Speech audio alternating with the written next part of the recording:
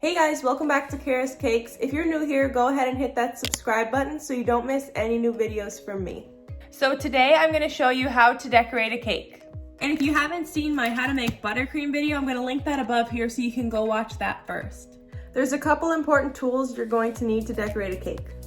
So you're definitely going to need a cake turntable, some cake boards, some offset spatulas, and a cake scraper. Another optional thing is support straws or dowels. And I put one of these thick slushy straws in most of my cakes because it just keeps them upright, and where it's a taller cake, you don't want it to slide. You will also need some cake layers, and I have a few orders due tomorrow, so I have a couple cakes to decorate and 2 different kinds of buttercream for those cakes.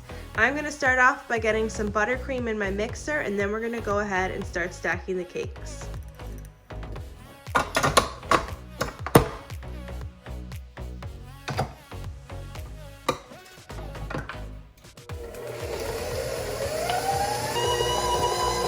Okay, so I have my buttercream all set to go, and I have my vanilla cake layers ready.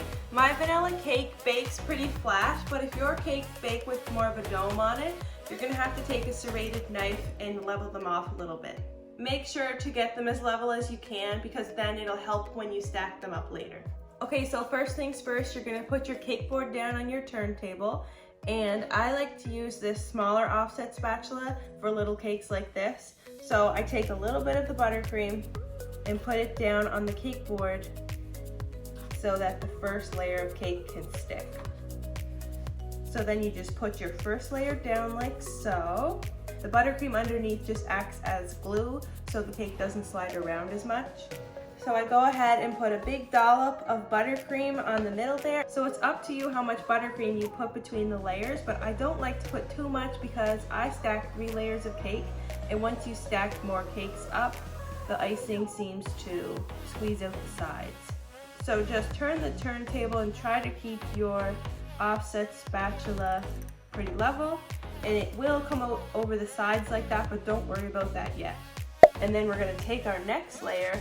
I like to get down at eye level so I can see the 2 sides and where I'm putting it, and spin it around and kind of get it in the middle before I add the next layer of buttercream. Okay, so I have the 2 layers on. You can stop there and just do the 2-layer cake, but I like to make 3-layer cakes. So I put a little bit more buttercream on, and then we're gonna smooth it out just like we did last time. For the final layer, I actually like to put upside down because it's flatter on the bottom, and then I'll for sure know that I get that crisp line at the bottom. So again, I get down at eye level, and we're gonna push down, make it as even as possible. So that's how you stack a cake, just like that. Stack it up, put the top one upside down, and now we're gonna move on to the crumb coat. So after we stack the cake, you can see that the buttercream is coming out on the edges, and you might think that that's not good, but it actually is really good because you're gonna take your palette knife and you're gonna lock in all those crumbs. You're gonna use the buttercream that came out the sides to spread all the way around the cake and use that as your crumb coat. It's just the thinnest layer, so if you have any extra, you can scrape it up to the top and put that, just cover the whole cake so it is all crumb coated. And use what you have on the cake first. While doing the crumb coat, you're not going to scrape this icing back into the big bowl because this has all sorts of little crumbs in it, and you don't want to add that to the rest of your icings. So we're going to cover the whole cake in a crumb coat, and then you can grab another dish to scrape your excess in so you don't get crumbs in your regular buttercream. And then I like to take my cake scraper and give it a good go around. It doesn't have to be perfect, but just a very thin coat, and then you're gonna scrape what's left into your little dish. You're gonna go around again, and you're gonna scrape what's left into the little dish. Okay, so this is when I like to get down to eye level. Then you can really see the straight line, so that if the cake is tilted at all, you can fix it with your cake scraper. And it's looking pretty straight. It obviously doesn't have to be perfect, but you can almost use this tool to push over to the side. And then after you do that, you can run around again, just like that. You can probably tell that it's very rough around the top, and I'm gonna show you how to fix that. So you're gonna take your little palette knife and your bench scraper, and you're gonna go and just pull it across to even it out, scrape it off. Pull it across to even it out, scrape it across.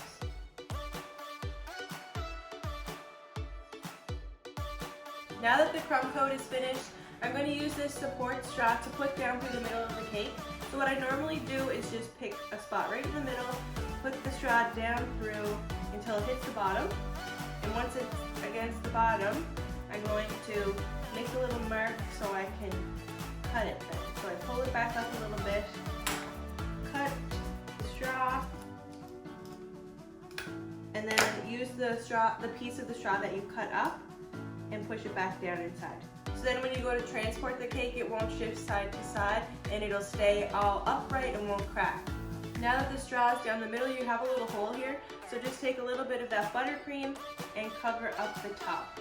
So now when you go to transport the cake, it's a little bit more sturdy and won't kind of slouch over to the side.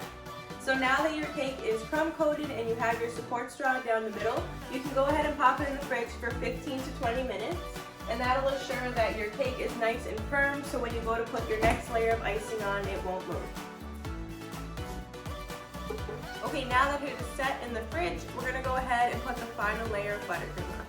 If you missed my how to make buttercream video, go watch that first because there's a few tips and tricks that you might want to know first before attempting to decorate a cake. One of the tips was to use a wooden spoon to break up the air bubbles in the buttercream before putting it on your cake for the final layer. Once your buttercream is nice and smooth, go ahead and add a big dollop to the very top of the cake.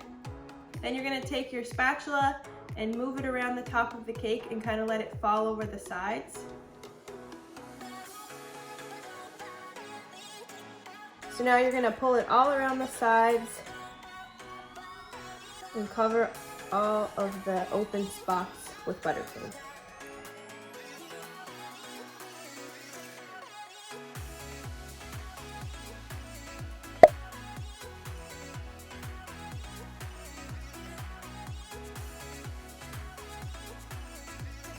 Now that we have buttercream all around the cake, we're going to use our cake scraper and scrape it around the sides.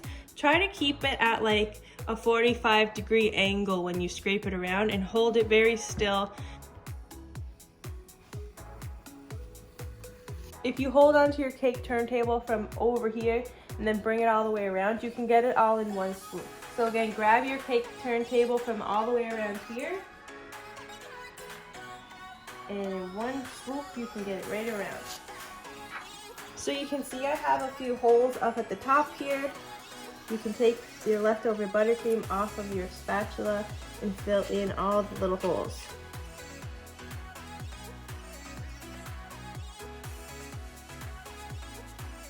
Okay, so again, you're going to reach right around.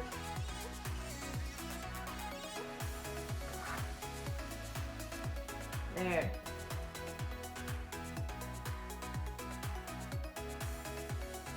So since it's a buttercream cake, it doesn't have to be perfect, but if you do this too many times around the side of the cake, you're going to create little pockets in the icing, and you don't want that. So if you think that's good, you can decide to leave it as it is, and then you're going to go ahead and scrape around at the top to make it nice and flat.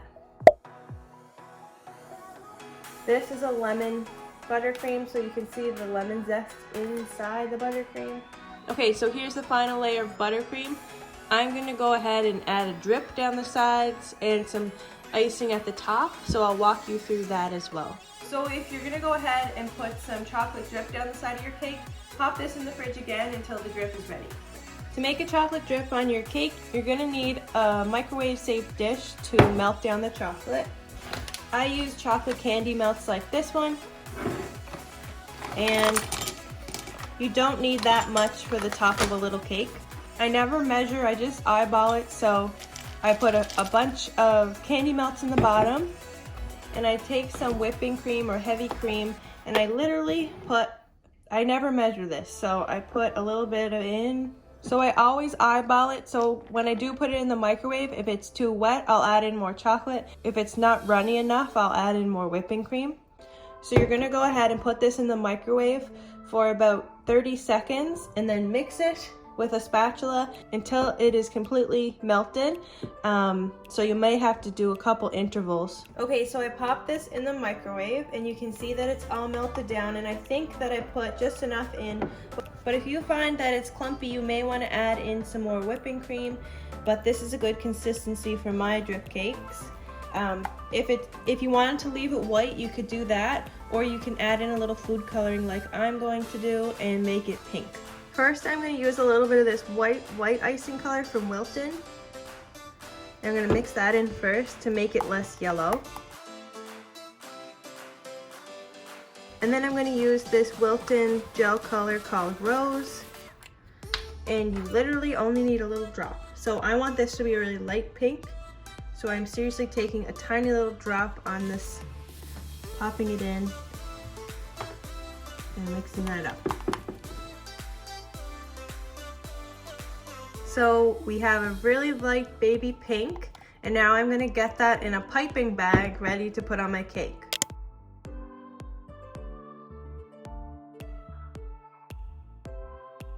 Okay, so we have our final layer of buttercream on the cake, and I'm gonna go ahead and take my chocolate drip and drip it around the cake. I like to use a piping bag to put my chocolate drip in, but you could use a spoon or you could even use a squeeze bottle. I just find this gives me the best control and it gives a nice looking drip. And then you can just squeeze and let the drip fall down the side of the cake.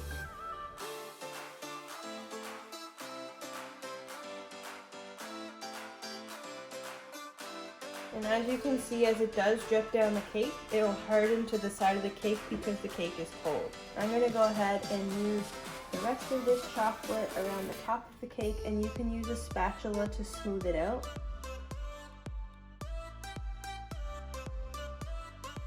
So here is the cake finished with the chocolate drip, and now I'm going to go ahead and use my piping bag to pipe little rosettes all around the top and the bottom and add some sprinkles. So when you're putting rosettes on the top of a cake, I find it easiest to put 4 on, and then you can go ahead and put 1 in between each to make 8, and then they'll be kind of more centered and symmetrical.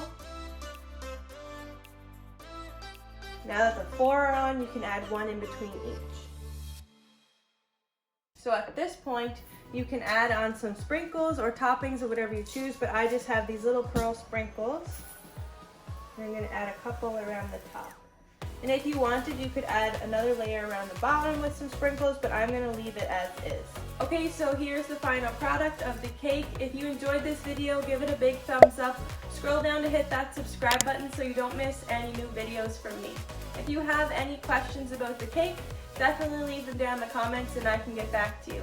But thank you so much for watching, and I'll see you next Sunday.